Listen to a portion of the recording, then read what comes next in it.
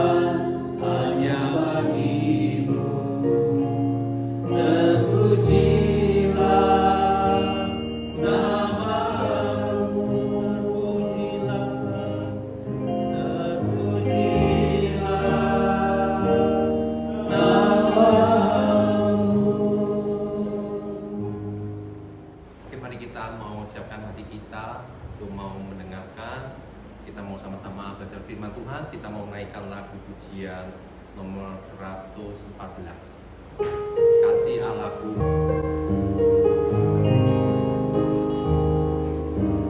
Kasih Allahku sungguh telah terbukti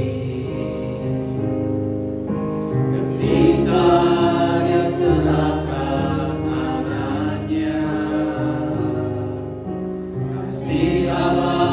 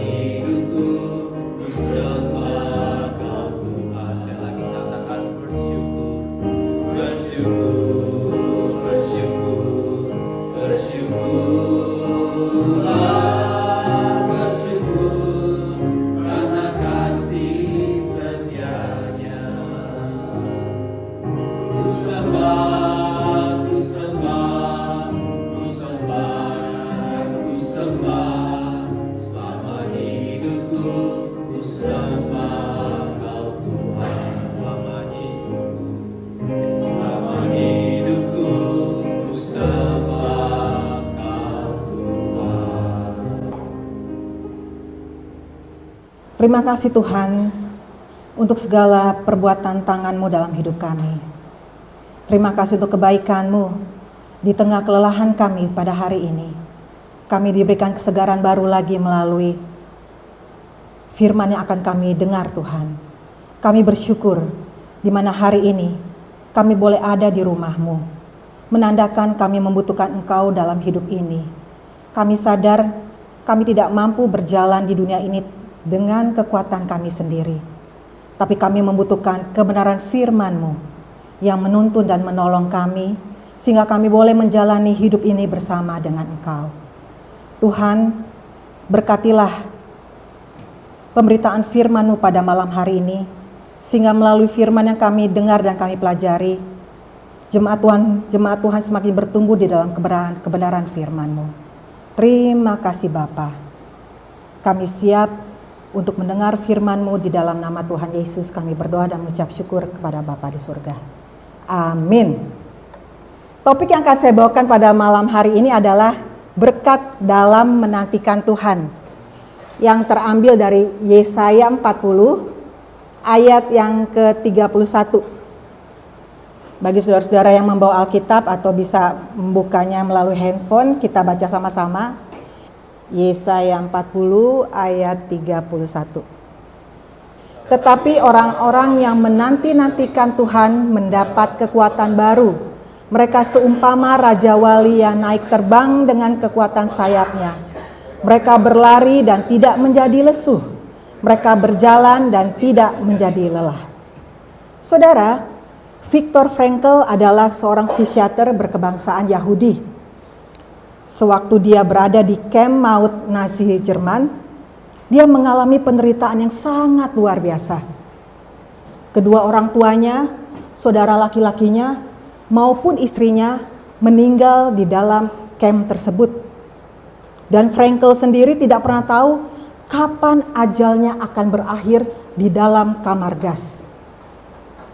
Tapi saudara, pada suatu hari, saat dia berada sendirian di dalam kamar, dalam keadaan telanjang, saat itu Frankl merasa hampir putus asa, karena dia merasa sudah menunggu cukup lama untuk dapat keluar dari kamp tersebut. Tapi tiba-tiba, ada sebuah inspirasi yang datang dalam dirinya. Inspirasi itu berkata dalam dirinya, ternyata Tuhan memberkati saya sampai saat ini dan saya masih bisa bertahan. Dan melalui inspirasi itu, akhirnya dia membuat suatu tekad. Kalau begitu, saya akan tetap bertahan sampai akhir. Dan tekad inilah yang dia sebut dengan rahasia kekuatan Allah. Setelah melewati masa-masa sulit dan penantian yang cukup panjang, akhirnya Viktor Frankl berhasil meraih impiannya menjadi seorang psikiater yang membantu orang-orang yang mengalami kecemasan yang berlebihan. Dan dia juga menjadi seorang dosen di Harvard Southern Methodist University Dallas, dan juga dia mengajar di berbagai universitas terkenal di Amerika. Dia juga menerima berbagai penghargaan yang bergengsi dan memberikan kontribusi yang besar dan penting untuk gereja Kristen dan juga untuk dunia psikiatri. Saudara, menanti atau menunggu adalah sesuatu yang sangat tidak disukai oleh banyak orang. Misalnya, menanti anak yang tidak kunjung datang, menanti jodoh, menanti di dokter, menanti pesawat, dan masih banyak penantian-penantian yang lain lagi. Begitu juga dalam menantikan sesuatu dari Tuhan. Banyak anak-anak Tuhan menyerah di tengah jalan ketika apa yang mereka nantikan tidak mereka dapati. Demikian juga dengan anak-anak Tuhan. Banyak anak-anak Tuhan menyerah di tengah jalan ketika apa yang mereka nantikan mereka tidak dapati. Dan banyak anak-anak Tuhan yang tidak sabar dalam menantikan jawaban Tuhan atas doa-doa mereka. Tapi sebaliknya, ada juga yang bisa bertahan dan akhirnya diberkati. Contohnya Viktor Frankl. Ketika dia teguh menunggu waktu Tuhan tiba, disitulah dia mendapatkan apa yang dijanjikan Tuhan. Keadaan ini juga yang dialami oleh orang-orang Israel ketika mereka dibuang ke negeri Babel. Itulah sebabnya Yesaya memberikan pesan nubuatan dengan mengandung janji Allah untuk mengingatkan orang-orang Israel untuk tetap menantikan Tuhan. Sebab waktu Tuhan, yaitu tepat waktu Tuhan, 70 tahun, orang-orang Israel akan dipulihkan. Begitu juga dengan kita, saudara. Sebagai umat Tuhan, Tuhan tidak pernah menjanjikan ketika kita menerima Tuhan sebagai Tuhan dan Juru Selamat, kita tidak akan mengalami pergumulan, kita tidak akan mengalami masalah. Tapi yang harus kita lakukan dalam pergumulan yang kita hadapi adalah tetap bersabar, menantikan jawaban dari Tuhan. Dan penantian ini mengandung dan membawa berkat yang luar biasa. Berkat apa saja yang kita peroleh pada saat kita menanti-nantikan Tuhan? Berkat yang pertama adalah mendapat kekuatan baru. Dalam ayat ke-31a dikatakan, tetapi orang-orang yang menanti-nantikan Tuhan mendapat kekuatan baru. Saudara, dalam ayat ini kita melihat ada dua kata kunci. Yang pertama, menantikan Tuhan, dan yang kedua adalah kekuatan baru. Menanti-nantikan Tuhan berarti kita terus-menerus berharap kepada Tuhan dan mengarahkan mata kita hanya kepada Tuhan. Seperti berdoa kepada Tuhan, merenungkan firman Tuhan, mentaati perintah-perintahnya, dan tetap memegang teguh iman pengharapan kita kepada Tuhan. Dan kekuatan baru di sini adalah daya tahan yang baru setiap hari untuk bisa menghadapi segala persoalan. Dan baru di sini saudara ada dua jenis. Yang pertama baru seperti ban baru. Dan yang kedua adalah baru di sini adalah seperti baru yang baru diperbaiki. Di mana kita diberi kekuatan baru dalam sel tubuh kita, hati kita, pikiran kita. Dan juga kita diberikan anugerah baru oleh Tuhan yang mungkin kita tidak tahu kita akan menerimanya hari esok. Tapi yang pasti, kita dapat melewati hari demi hari bersama dengan Tuhan kalau kita menantikan Tuhan. Ketika kita datang kepada Tuhan dan senantiasa menanti-nantikan Tuhan, maka kita akan mendapatkan kekuatan baru. Dan kekuatan yang baru yang Tuhan berikan adalah kita akan dimampukan untuk bangkit berdiri menjalani apa yang ada di depan kita. Tuhan akan memberikan semangat yang baru, Tuhan akan memberikan hikmat yang baru, Tuhan akan memberikan sukacita yang baru, Tuhan akan memberikan pengharapan yang baru. Agar kita berani menghadapi kenyataan dengan mata tertuju kepada Kristus yang lebih besar dari setiap masalah yang kita hadapi. Ada seorang suami setiap hari membawa foto istrinya di dalam dompetnya. Saat teman-temannya tahu bahwa pria ini selalu membawa foto istrinya di dalam dompet, mereka kagum kepada pria ini. Pria ini dipuji sebagai suami yang sangat baik. Lalu salah satu dari temannya bertanya, "Apa sih fungsi dari foto istrimu yang kamu bawa setiap hari?" Lalu pria ini menjawab, "Kalau aku menghadapi banyak masalah di kantor, aku selalu memandang foto istriku. Dan masalah yang kuhadapi hilang begitu saja." "Oh wow," kata temannya, "luar biasa. Alangkah bahagianya kamu mendapatkan istri seperti itu. Bagaimana bisa begitu ya?" Lalu pria itu berkata, "Ya, kalau saya melihat foto istri saya, semua masalah yang saya hadapi tidak ada apa-apanya dibandingkan masalah saya dengan istri saya." Saudara, ini hanya cerita humor, di mana pria ini setiap kali melihat istrinya, dia melihat masalah yang besar. Hari ini, kalau kita melihat Yesus, kita bukan melihat masalah yang besar. Tapi saat kita melihat Yesus, kita melihat sebuah kekuatan yang lebih besar dari masalah yang kita hadapi. menantikan Tuhan berarti mata kita fokus hanya kepada Tuhan. Hati kita fokus kepada Tuhan.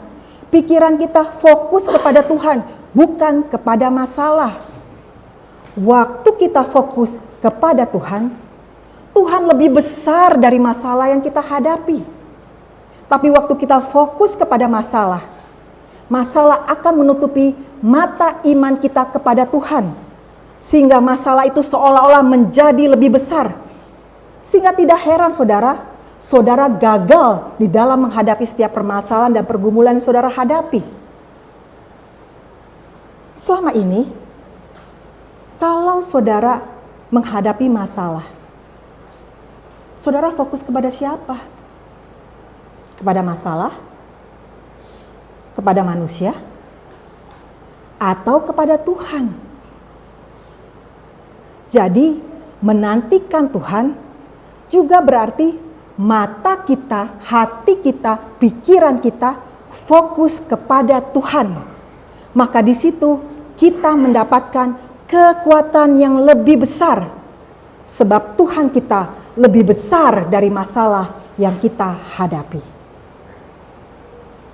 Selama ini, kalau saudara menghadapi masalah, baik dalam rumah tangga, pekerjaan, relasi dengan sesama, atau mungkin yang lebih berat lagi, sakit penyakit yang saudara hadapi. Mari saudara, jangan fokus kepada masalahnya, tapi fokus kepada Kristus, sebab Dia lebih besar dari masalah dan persoalan yang kita hadapi. Kenapa saudara seringkali kalah? Kenapa saudara seringkali tidak kuat? Kenapa seringkali saudara lemah? Kenapa seringkali saudara give up? Karena saudara tidak fokus kepada Tuhan, tapi saudara fokus kepada masalah yang saudara hadapi. Jadi, mintalah mata iman, hati dan pikiran kita hanya memandang kepada Tuhan. Berkat yang kedua adalah kehidupan yang berkualitas tinggi. Di ayat yang ke-31b dikatakan, mereka seumpama raja wali yang naik terbang dengan kekuatan sayapnya. Saudara, istilah terbang di sini bukan hurufiah, tapi simbolik. Itu adalah sebuah kehidupan yang berkualitas tinggi, seperti burung raja wali yang terbang tinggi. Burung raja wali, saudara, memiliki kebiasaan yang unik. Waktu burung raja wali masih kecil, dia terbang sangat rendah dengan mengepak-ngepakkan sayapnya. Tapi waktu dia menanjak dewasa, burung raja wali bisa terbang tinggi tapi tidak mengepakkan sayapnya. Tapi dia hanya membentangkan sayapnya dan dia dapat terbang tinggi. Dan dia bisa melihat dan menikmati lebih tajam ke bawah. Dan ini adalah hidup yang berkualitas. Kehidupan yang lebih bermutu. Sehingga kita melihat masalah itu bukan masalah yang besar. Tapi masalah itu menjadi masalah yang kecil. Ketika kita berada di ketinggian. Ketika kita datang kepada Tuhan dan menanti-nantikan Dia, kita akan dibawa terbang tinggi oleh Tuhan. Dan kita akan dibawa untuk melihat dari kacamata Tuhan. Saudara, cara pandang Tuhan berbeda dengan cara pandang manusia. Cara pandang manusia cenderung kita melihat apa yang kita hadapi, apa yang kita alami, apa yang tidak mungkin terjadi. Logika pikiran kita hanya tertuju kepada apa yang kelihatan secara kasat mata saja. Tapi ketika kita melihat dengan cara pandang Tuhan, kita melihat apa yang kita hadapi itu ternyata merupakan masalah yang kecil. Ketika kita berada di ketinggian, segala hal yang kelihatannya besar waktu kita di bawah menjadi kecil waktu kita berada di ketinggian. Dan ini melambangkan kehidupan orang Kristen yang senantiasa menantikan Tuhan, yaitu hidup yang berkelimpahan. Hidup kamu atau hidup saudara bisa hidup yang berkelimpahan. Waktu saudara tidak hidup hanya untuk diri sendiri, tapi saudara menjadi berkat bagi orang lain. Jadi kualitas tinggi itu bukan untuk dinikmati sendiri, tapi juga untuk dinikmati oleh orang lain. Seperti yang terdapat dalam Yohanes 10 ayat ke-10b, Yesus berkata, "Aku datang supaya mereka mendapat hidup, bahkan hidup yang berkelimpahan." Saudara, berkelimpahan di sini bukanlah hal mengumpulkan, tapi hidup yang tersalur untuk orang lain. Berlimpah itu bisa mengelola apa yang dititipkan Tuhan untuk menjadi berkat bagi orang lain. Diberkati untuk memberkati, itu orang dewasa. Tapi diberkati untuk dinikmati sendiri, itu adalah anak kecil. Ada 2 orang pasien yang dirawat di kamar yang sama di sebuah rumah sakit. Pasien A setiap hari dia duduk di samping jendela yang ada di kamar itu. Sedangkan pasien B, dia hanya bisa terbaring di tempat tidurnya. Lama-kelamaan, kedua pasien ini menjadi dekat satu dengan yang lain. Mereka saling bercerita setiap hari. Dan pasien B mengungkapkan, dia begitu iri terhadap pasien A. Karena pasien A dapat menikmati indahnya pemandangan di luar jendela itu. Dan untuk menghibur pasien B, pasien A setiap hari menceritakan apa yang dia lihat kepada pasien B. Mengenai pemandangan yang indah, orang-orang yang bahagia, dan juga bunga-bunga yang penuh warna. Dan pasien B sangat menikmati cerita dari pasien A. Dia begitu bahagia. Suatu hari, pasien A meninggal dunia pada saat dia tidur. Dan pasien B begitu kehilangan. Lalu akhirnya pasien B meminta kepada suster untuk dipindahkan ke samping jendela agar dapat menikmati apa yang dilihat kawannya. Dan ternyata apa yang terjadi, saudara? Pasien B begitu kaget. Karena waktu dia melihat keluar jendela, di luar jendela itu hanya terdapat tembok yang tebal. Dan ternyata pasien A adalah seorang yang buta secara fisik. Selama ini, pasien A tidak dapat melihat secara fisik, tapi dia dapat melihat secara batiniah. Dia dapat melihat melalui mata hati dan mata pikiran. Sehingga dia menjadi berkat bagi pasien B yang secara fisik dia dapat melihat, tapi dia tidak dapat melihat melalui mata hatinya. Di sini kita melihat, saudara, hidup yang berkualitas adalah pasien A, walaupun fisiknya lemah. Jadi, kelimpahan berkat itu tidak tergantung terhadap sesuatu yang bersifat fisikal, tapi hati dan pikiran yang melekat kepada Tuhan. hati dan pikiran yang selalu menantikan Tuhan dan sadar kehadiran Tuhan. Dan itu bisa menjadi berkat bagi orang lain. Selama ini, apakah hidup saudara cukup berkualitas nggak ketika persoalan datang? Walaupun saudara memiliki kelemahan fisik, mungkin saudara kurang cantik, kurang ganteng, kurang pinter, kurang tinggi. Tapi saudara yakin Tuhan bisa memakai hidupmu untuk menjadi berkat bagi orang lain. Itulah hidup yang berkualitas. Daripada saudara hanya mengeluh-mengeluh dengan kekurangan saudara.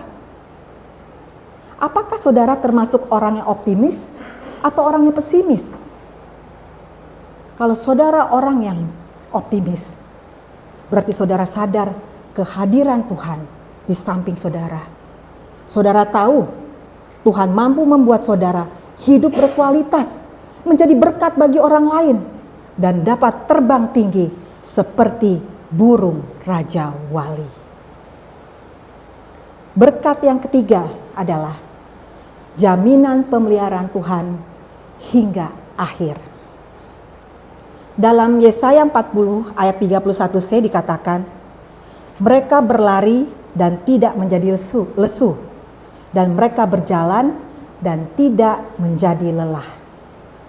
Saudara, bagaimana kita bisa bertahan di dalam dunia yang semakin bengkok ini? Karena ada pemeliharaan Tuhan. Filipi 1 ayat ke-6 berkata, Ia yang memulai pekerjaan yang baik di antara kamu akan meneruskannya sampai pada akhirnya pada hari Kristus Yesus. Jadi Tuhan memelihara kita either sampai nafas penghabisan atau sampai Tuhan Yesus datang. Di sini kita melihat Tuhan menjamin kita. Berarti ada sebuah garansi. Saudara akan berhasil atau saudara akan dipelihara sampai akhir. Di ayatnya yang ke-31c dikatakan, berlari tidak menjadi lesu dan mereka berjalan tidak menjadi lelah. Secara logik saudara, ini kayaknya nggak mungkin. Nggak mungkin terjadi orang berlari nggak jadi lesu, orang berjalan nggak jadi lelah. Nggak mungkin terjadi. Tapi kalau ada pemeliharaan Tuhan yang melampaui pikiran kita, itulah mujizat Tuhan yang memberikan garansi kepada kita. Tesalonika berkata, Tuhan akan setia memelihara kamu secara mental, fisik, rohani sampai akhir. Nah, kalau saudara tahu ada yang menjamin saudara, ada yang memelihara saudara, maka saudara akan tenang. Saudara tidak akan takut berjalan di dunia ini. Saudara akan merasa damai. Saudara akan merasa sukacita. Walaupun ada masalah A, B, C, dan D. Karena ada pemeliharaan Tuhan dalam hidup saudara. Seperti kalau saudara nyetir mobil, ada asuransinya. Saudara akan tenang bawa itu mobil. Kalaupun ada tabrakan, mobil saudara di cover. Saudara nggak akan takut. Mobil saudara akan di cover oleh asuransi. Jadi jaminan itu adalah garansi. Saudara diprotek, either menabrak atau ditabrak. Sama dalam perjalanan hidup kita saudara. Tuhan memberikan kita garansi. Tuhan memberikan kita jaminan. Dan jaminan itu lebih dari full cover. Sempurna, perfect. Sebab Dia berjanji akan memelihara kita sampai titik yang terakhir. Itulah garansi. Dan saudara akan tenang. Saudara akan ada damai sejahtera menghadapi apapun juga di dunia ini. Badai sebesar apapun, saudara tidak mudah putus asa. Saya boleh cek gak kepada saudara? Selama ini, bagaimana hati saudara ketika saudara menghadapi masalah? Apa saudara takut, gelisah, gentar, atau saudara tetap tenang? Karena saudara tahu Tuhan ada di sampingmu, Tuhan memeliharamu, Tuhan melihatmu, Tuhan mendengarmu, Tuhan tidak buta, Tuhan tidak tuli. Dia adalah Allah yang adil, Dia adalah Allah yang benar, dan Dia adalah Allah yang akan memelihara kita sampai akhir. Saudara percaya? Mari kita berdoa. Terima kasih Tuhan untuk kepastian bahwa Engkau adalah Tuhan yang tidak pernah meninggalkan kami. Apapun pergumulan dan masalah yang kami hadapi, Tuhan kami adalah Tuhan yang melihat, Tuhan yang mendengar, Tuhan yang tidak tuli, dan Tuhan yang tidak buta.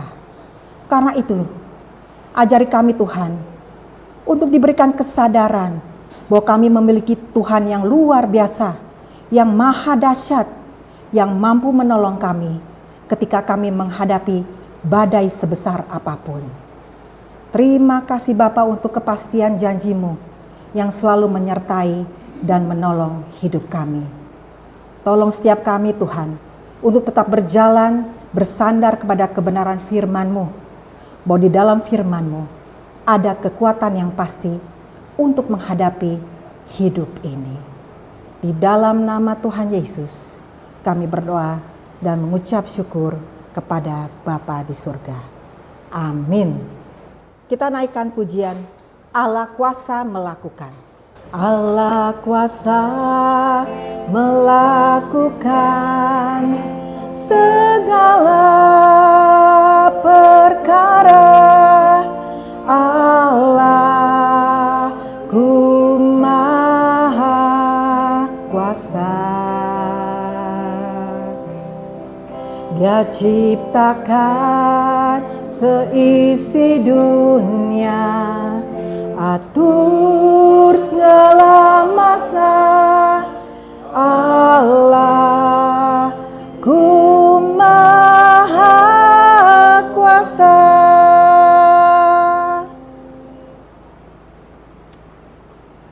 Benar Tuhan, Engkaulah Allah yang Maha Kuasa. Engkau yang mengatur seisi dunia ini. Oleh karena itu Tuhan, kami ingin tunduk di bawah kaki-Mu. Karena kami tahu, kami memiliki Allah yang Maha Kuasa, yang mampu melakukan yang tidak dapat dilakukan oleh manusia. Saat ini Tuhan, sebagai saudara di dalam Tuhan, kami mau mengangkat doa-doa setiap saudara-saudara kami yang masih dalam keadaan sakit. Secara khusus kami mau berdoa untuk para senior kami. Kami mau mengangkat nama-nama mereka di hadapan-Mu. Kami mau berdoa untuk Om Paul. Kami mau berdoa untuk Tante Lena. Kami mau berdoa untuk Tante Pauline, Tante Isya, Tante Ita, Tante Aiwati, Tante Sumi, Tante Nelly, Ci Iren, Om Budi Pualamsyah, Ci Rosetin, Ci Eti, Tante Oni, dan maminya Ramona di Indo. Tuhan, Engkau tahu setiap pergumulan mereka. Engkau tahu apa yang mereka hadapi dan mereka alami saat ini. Biarlah jamahan-Mu turun ke atas mereka. Bagi mereka yang lemah tubuh, Tuhan biarlah Engkau menjamah dengan kuasa-Mu, sehingga mereka lagi boleh dipulihkan secara sempurna. Juga kami mau berdoa Tuhan untuk Pak Harili dalam pemulihan. Juga untuk Ibu Sylvia Lee untuk matanya. Tuhan, biarlah Engkau menjamah kedua hamba-Mu ini dengan kuasa darah-Mu yang kudus. Biarlah Kau sembuhkan mereka secara sempurna. Juga kami mau berdoa untuk Pak Humphrey dan Ibu Sylvia. Kami berdoa untuk kesehatan dan kekuatan mereka Tuhan. Oh terima kasih Tuhan. Di masa tua mereka tetap mempersembahkan hidup mereka untuk melayani pekerjaan-Mu. Terus Tuhan kami berdoa, biar Engkau menambah-nambahkan kekuatan dan kesehatan bagi kedua hamba-Mu ini, sehingga mereka boleh dipakai untuk lagi melayani Tuhan di gereja-Mu ini. Juga kami berdoa Tuhan, untuk setiap anak, mantu, dan cucu dari setiap para senior yang kami telah sebut nama mereka satu persatu. Biarlah Tuhan memberkati anak cucu mereka. Jadikan anak cucu mereka adalah anak cucu yang takut akan Tuhan, hormat akan orang tua, dan memelihara orang tua dengan baik dan penuh kasih. Dan saat ini juga kami mau berdoa untuk saudara-saudara kami yang lemah tubuh. Kami berdoa Tuhan untuk Willy Aziz dalam pemulihannya dari stroke. Kami juga berdoa Tuhan untuk Pak Slamet Tarigan, untuk pemulihan kesehatan setelah radiasi.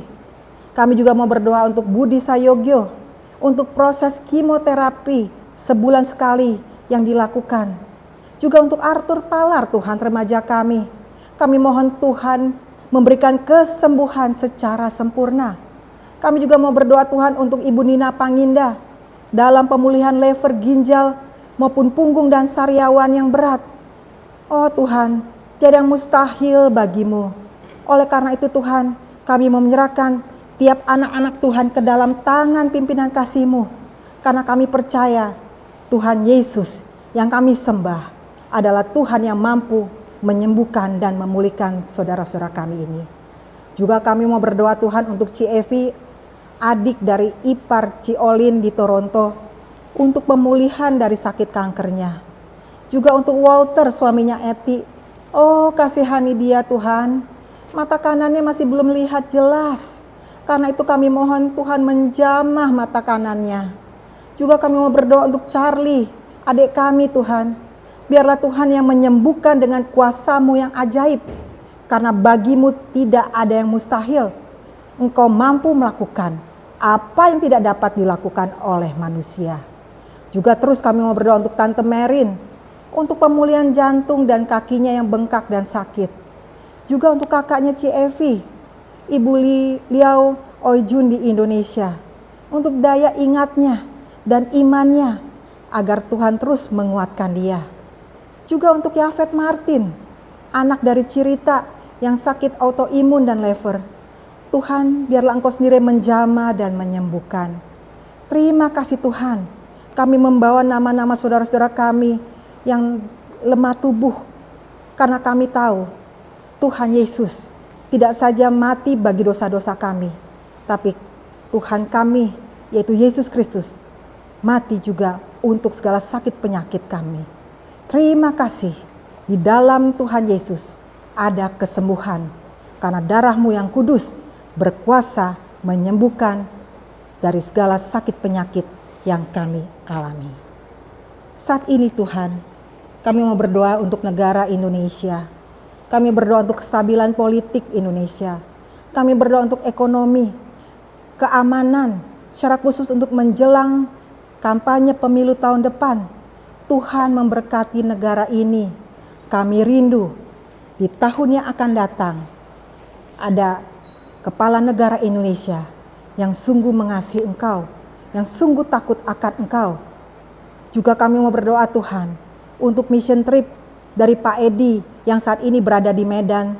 Tuhan memberkati mission trip Pak Edi. KKR, seminar, maupun apa yang dia lakukan, Tuhan berkati. Sehingga melalui kehadiran Pak Edi, ada jiwa yang dibawa kepada Tuhan. Dan jemaat Tuhan di Medan juga bertumbuh di dalam kebenaran firman-Mu. Juga kami berdoa Tuhan untuk Amerika. Kami rindu ada kebangunan rohani dan moral, khususnya untuk pertobatan dari kaum liberal. Pakai setiap kami anak-anak Tuhan, gereja Tuhan, untuk berdiri di dalam kebenaran firman-Mu, untuk berani menyuarakan kebenaran-Mu Tuhan. Sehingga negara ini Tuhan, kami rindu negara ini menjadi negara yang sungguh takut akan Engkau. Juga kami berdoa Tuhan untuk pekabaran Injil di seluruh dunia, melalui media sosial, literatur, radio, TV, pembagian Alkitab, KKR, KPI, penginjilan pribadi, persahabatan, program gereja, dan lain sebagainya. Tuhan memberkati. Kami tahu di akhir zaman ini, dunia semakin tidak baik, dunia semakin bobrok. Oleh karena itu, dunia membutuhkan firman Tuhan. Dunia membutuhkan kebenaran-Mu Tuhan. Karena itu biarlah Engkau sendiri yang memberkati setiap program-program yang ada, sehingga firman-Mu dapat disebarkan. Saat ini Tuhan, kami juga berdoa untuk majelis, aktivis dan seluruh jemaat IJNC. Kami rindu jemaat IJNC menjadi jemaat yang sehat secara jasmani dan rohani. Jemaat yang saling mengasihi, menguatkan, dan setia beribadah dan melayani pekerjaan Tuhan. Biarlah Engkau sendiri juga memberkati ibadah di gereja-Mu Tuhan. Ibadah jam 9, jam 11 maupun jam 6, Tuhan berkati. Sehingga setiap anak-anak Tuhan yang datang beribadah mendapatkan berkat dari setiap pemberitaan firman-Mu yang boleh mereka dengar. Terima kasih Bapa, terima kasih. Saat ini kami mau berdiam diri di hadapan-Mu. Engkau tahu setiap pergumulan dan masalah yang kami hadapi. Kami terbuka di hadapan-Mu Tuhan.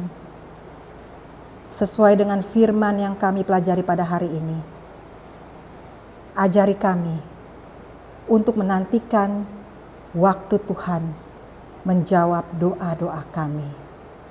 Karena kami tahu waktu Tuhan adalah yang terbaik bagi kami. Terima kasih Bapa. Kami percaya Tuhan hadir tempat ini dan Tuhan akan menjawab doa-doa kami. Di dalam nama Tuhan Yesus. Setiap yang percaya berkata, amin. Bapa terima kasih. Bapa terima kasih. Bapa terima kasih. Bapa di dalam surga, ku beri terima kasih. Amin.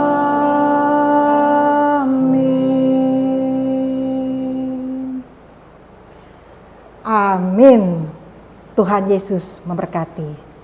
Saudara, hari Minggu 2 hari lagi kita tetap ada ibadah di gereja ini. Ada 3 ibadah saudara. Jam 9 pagi English service, jam 11 dan jam 6 sore bahasa Indonesia. Mari saudara, kita bertumbuh dalam kebenaran firman Tuhan. Tuhan Yesus memberkati.